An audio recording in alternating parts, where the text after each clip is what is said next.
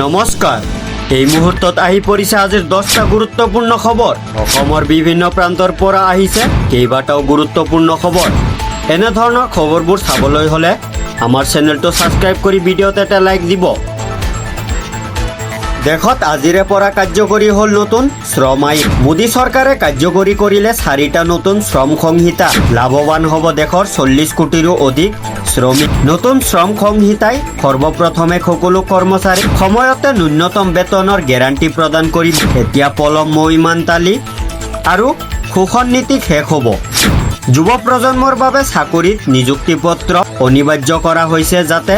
চাকৰিত আৰম্ভ হোৱাৰ লগে লগে তেওঁলোকৰ অধিকাৰ সুৰক্ষিত হয়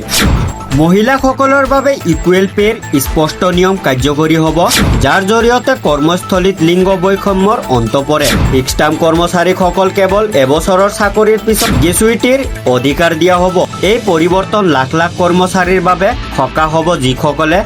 সঠিকভাৱে শিক্ষাভিত্তিক হিচাপে কাম কৰে আৰু স্থায়ী কৰ্মচাৰীৰ দৰে নিৰাপত্তা লাভ নকৰে 40 বছৰৰ ওপৰৰ সকলো কৰ্মচাৰীৰ বাৰ্ষিক বিনামূলীয়া স্বাস্থ্য পৰীক্ষা বাধ্যতামূলক কৰা হৈছে ইয়াক চৰকাৰে ৱৰ্কফৰ্চৰ দীৰ্ঘকালীন স্বাস্থ্য ব্যৱস্থাৰ ক্ষেত্ৰত বিনিয়োগ হিচাপে গণ্য কৰিছে অভাৰটাইম কৰা সকলৰ বাবে এতিয়া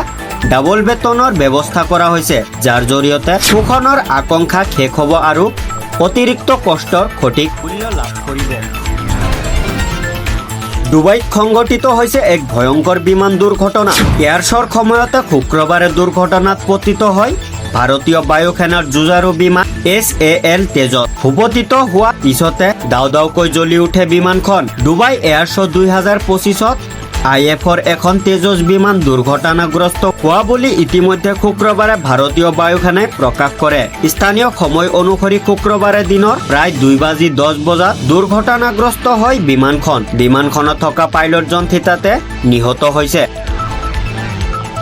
মুখ্যমন্ত্ৰীয়ে মিয়া মুছলমানক লৈ কৰিলে ডাঙৰ মন্তব্য মুখ্যমন্ত্ৰীয়ে কয় মই মন্ত্ৰী হৈ থকালৈকে মিয়া শান্তিত থাকিব নোৱাৰে মিয়া প্ৰসংগক লৈ গৰম হৈ পৰিছে ৰাজ্যৰ ৰাজনীতি মিয়া প্ৰসংগ সন্দৰ্ভত সংবাদ মাধ্যমৰ আগত কেতবোৰ গুৰুত্বপূৰ্ণ মন্তব্য কৰে মুখ্যমন্ত্ৰী হিমন্ত বিশ্ব শৰ্মাই এইবাৰ মুখ্যমন্ত্ৰী হিমন্ত বিশ্ব শৰ্মাই কয় যে মই মুখ্যমন্ত্ৰী হৈ থকালৈকে অসমত মিয়া শান্তিত থাকিব নোৱাৰে সেইটো সিধা কথা যিসকল সন্দেহজনক মিয়া তেওঁলোকক কষ্ট দিয়াটোৱে হৈছে মোৰ কাম